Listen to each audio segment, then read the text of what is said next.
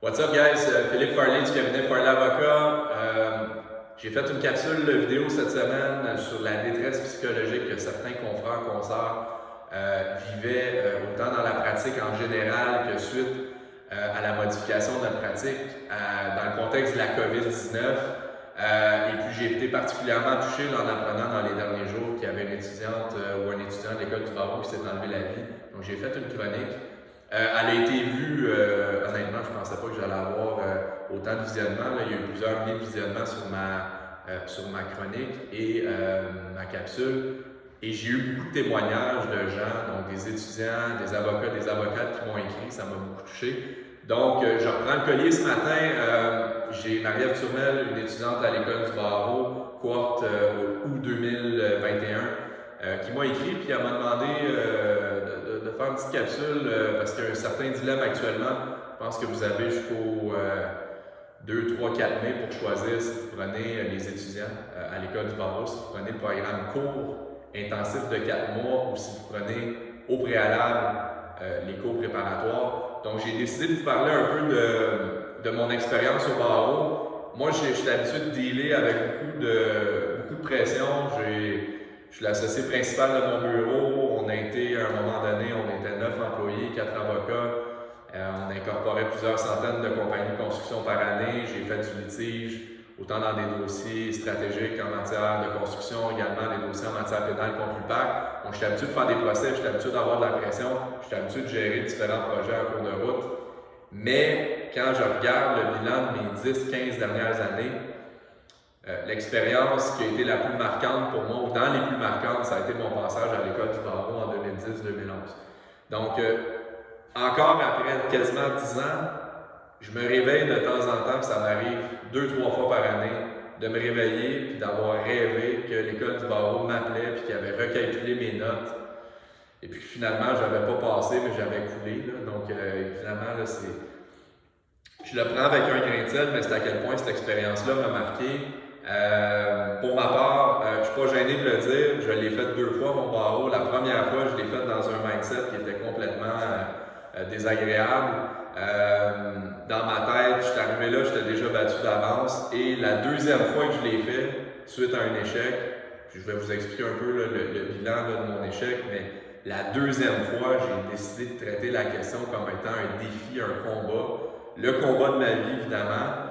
Je pense, vous voyez, je suis entouré, là, mais je suis pas mal un amateur de sport de combat. Puis je me suis mis dans un mindset de combattant. Puis mon école du barreau, autant les cours préparatoires que les cours intensifs, donc la finale plus les examens, je me suis placé dans un mindset de camp d'entraînement. Donc, contrairement à la première fois où je suis arrivé à mes examens complètement épuisé puis complètement au bout du rouleau, ben, quand je suis arrivé les 3 et 4 mai 2012 pour faire mes examens, je suis arrivé dans le meilleur mindset, je suis arrivé à mon prime, comme un combattant qui s'en va faire son combat, il arrive à son prime la journée de son combat. Donc essentiellement, c'est de même que je me suis préparé. Donc, la question 4 mois ou 8 mois, il faut faire confiance à l'école du barreau. Vous avez un système R1, R2, R3, R4. C'est relatif, OK? Il y a des gens qui ont été classés R4 qui ont passé. Il y a des gens qui ont été classés R1 qui ont coulé. Mais faites confiance à leur méthode d'évaluation. Donc, moi, j'ai été classé R3. Malgré tout, j'avais une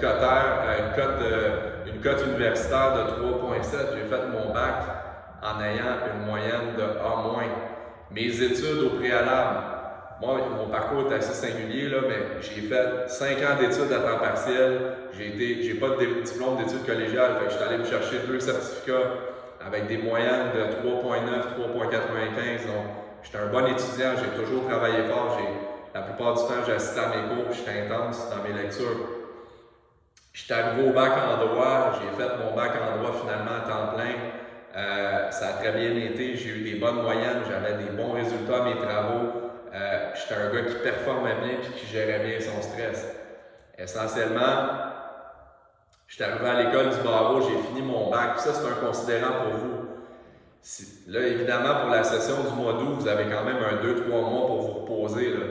Mais si vous arrivez là, puis vous êtes dans votre vie, là, vous êtes au mois de mai là, ou au mois de juin, puis vous savez que vous êtes au bout du rouleau, ben peut-être que vous avez votre réponse immédiatement, vous devriez faire les cours préparatoires et finalement pour bien vous préparer dans un climat qui est, disons, plus facile, puis après ça, vous allez pouvoir aller faire vos 4 mois intensifs par la suite où vous allez avoir vos évaluations en cours de route. Donc pour ma part, j'ai fini mon bac au mois de décembre 2010. Je suis arrivé à l'école du barreau en janvier 2011. 10 jours de congé, j'étais complètement épuisé, j'étais plus capable de prendre zéro pression. J'étais arrivé dans un mindset, j'étais complètement détruit. Donc ça a été une erreur pour ma part. J'étais arrivé, j'étais au bout du rouleau. Donc si vous êtes dans un état physique et mental d'épuisement, allez vous reposer. Prenez l'été pour vous reposer, donc vous ressourcez autant physiquement que mentalement. Prenez le programme long, prenez les mois d'août jusqu'au mois de décembre pour faire du rattrapage de matière. Alors, vous êtes épuisé, allez vous reposer, faites le programme long. Ensuite de ça, si vous avez fait votre bac, puis vous avez l'impression que les notions de base de première année, dans les cours de base, droit des affaires, obligations, droit pénal, vous avez l'impression que c'est loin, puis que vous ne vous souvenez plus de rien, vous avez votre réponse. Les obligations, le droit des affaires, le droit pénal, c'est des gros chunks de matière. C'est des choses qui reviennent tout le temps. Donc, pour ma part, vous devriez prendre le programme long. Si vous avez étudié en 4, 5, 6 ans, donc il y a certains programmes universitaires, notamment à l'UQAM, qui permettent de faire des études à temps partiel, puis vos notions de base sont trop loin, vous n'êtes pas à 4 mois près. Allez faire vos cours préparatoires, puis ensuite de ça, vous ferez les cours intensifs. Essentiellement, les cours préparatoires, c'est les notions de base qui vont vous permettre de faire vos examens. Donc pour moi, la première version du barreau, je ne l'ai faite pas de cours préparatoires. J'avais beaucoup de rattrapage de matière à faire. J'ai pas eu le temps, à l'intérieur du délai assez serré, avec toutes les matières qu'on voyait, j'ai pas eu le temps de réviser ma collection de droit. Ça, j'en reviendrai un petit peu plus tard là-dessus. Puis j'ai même pas eu le temps de revoir toutes mes lois. Donc il y a des lois que j'ai pas eu le temps de relire au complet. Alors, je suis arrivé, j'étais dans un gros stress, puis ça a été un échec monumental. Donc, les cours préparatoires vous servent à revoir la matière de base. Droit des obligations, droit des affaires, droit pénal. Il y a des cours magistraux qui vous sont donnés. Les professeurs qui vont vous donner les cours magistraux, là, j'imagine que c'est fait en ligne actuellement, mais la matière qu'ils vous donnent, c'est la base. Et le barreau est là pour vérifier si vous maîtrisez votre base dans tous les domaines du droit. Alors moi, il y a beaucoup de questions que je voyais dans mes examens, que c'était des sujets sur lesquels les professeurs avaient insisté dans les cours préparatoires. Donc, et si vous êtes quelqu'un qui apprenait moins vite, ou vous êtes quelqu'un qui avait des problèmes de gestion du stress, vous avez votre réponse immédiatement. C'est pas négatif. Okay? La gestion du stress, ça s'apprend en cours de pratique, ça s'apprend en cours d'exercice au niveau de votre pratique, mais avant de penser à votre pratique, vous devez passer vos examens. Alors, si vous avez des problèmes de gestion du stress ou d'anxiété, prenez vos cours préparatoires. Vous allez relire vos lois, vous allez refaire vos annexes, vous allez avoir un bien meilleur aperçu de ce que vous allez voir dans votre formation intensive de 4 mois. Parce que, je ne sais pas si vous avez des détails, mais dans votre formation intensive de 4 mois, ce qu'on fait, c'est que, évidemment, moi je l'ai fait hors pandémie, mais essentiellement, c'est que le matin ou l'après-midi, vous arrivez à vos cours. Puis, by the way, je fais une parenthèse, mais adaptez. Donc, si vous êtes des gens matinaux, vous êtes performants le matin, prenez les cours le matin. Si vous avez trop de transport à prendre, peut-être que vous pourriez prendre vos cours l'après-midi. C'est important, c'est 4 mois ou c'est 8 mois bien importants. Donc, il faut vraiment vous assurer que vous êtes dans des conditions optimales. Moi, je suis un gars plus de soir. J'ai étudié le soir, je me levais un petit peu plus tard. Donc, moi, j'ai pris les cours l'après-midi. Je me levais plus tard, je me couchais tard. Je m'étais fait un horaire qui allait très très bien en considération de mon rythme naturel biologique. Alors, au niveau du 4 mois, donc on se lève le matin, on s'en va à l'école, on arrive là-bas, ou tout le moins on ouvre notre ordinateur maintenant à distance et on corrige les annexes. Donc si tu n'as fait aucun annexe, parce que tu t'es concentré à lire ta loi, ben là, tu vas arriver, tu vas être complètement perdu. Ou si tu n'as tout simplement rien fait, donc tu n'as pas relu ta loi et que tu n'as pas corrigé tes annexes, tu vas te présenter à ton cours, tu ne comprendras rien et là, tu vas voir le stress se met à monter. Quand tu as l'impression que tu es celui dans la classe qui ne comprend rien puis que tu es 2 semaines, 3 semaines en retard, c'est là que le stress embarque.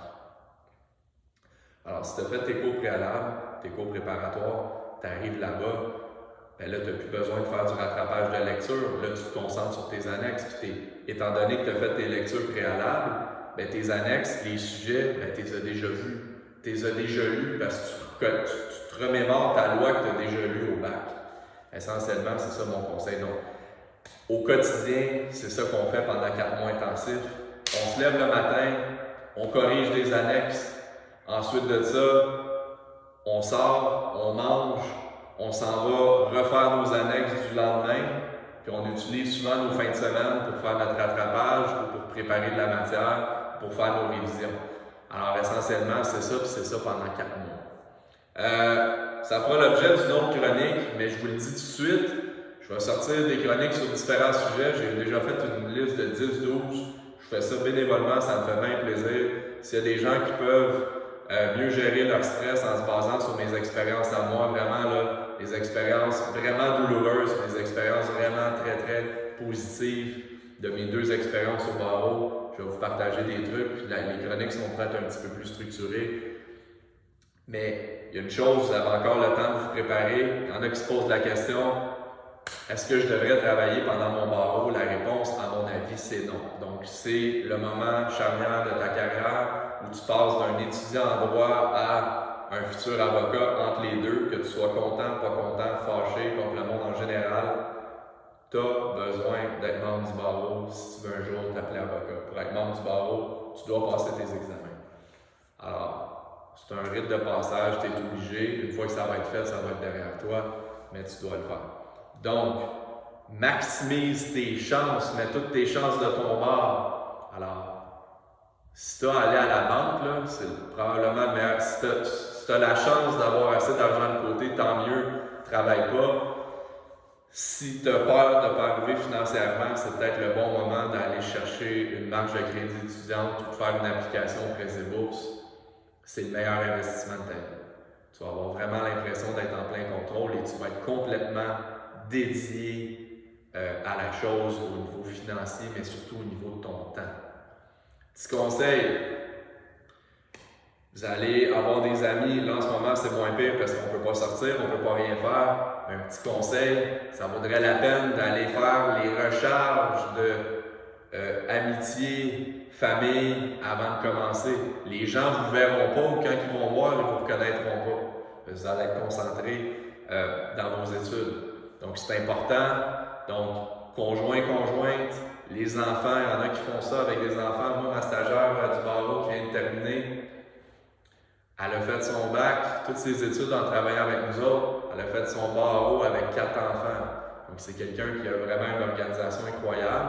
J'ai beaucoup de respect pour ça.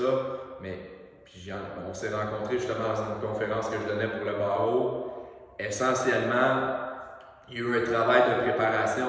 Donc essentiellement, notre entourage, nos parents, nos enfants, il faut leur dire dans quoi qu'on s'embarque, il faut leur dire que ça va être difficile, il faut leur dire qu'on va avoir besoin de soutien, mais aussi leur dire que c'est pas parce qu'on les aime pas qu'on les appelle pas tout le temps. C'est pas qu'on les aime pas parce qu'on les texte plus. C'est pas qu'on les aime pas parce qu'on leur écrit plus sur Facebook. Notre vie est dédiée à notre entrée dans notre profession.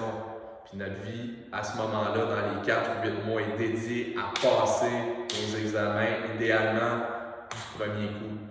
Alors, ça, je vais en parler, mais la préparation, elle est vraiment, vraiment importante. Donc, vos crédits amitié, crédits famille, crédits enfants, c'est le moment de passer du temps en famille là, pour que quand vous allez arriver au mois d'août, vous soyez complètement dédié à la chose.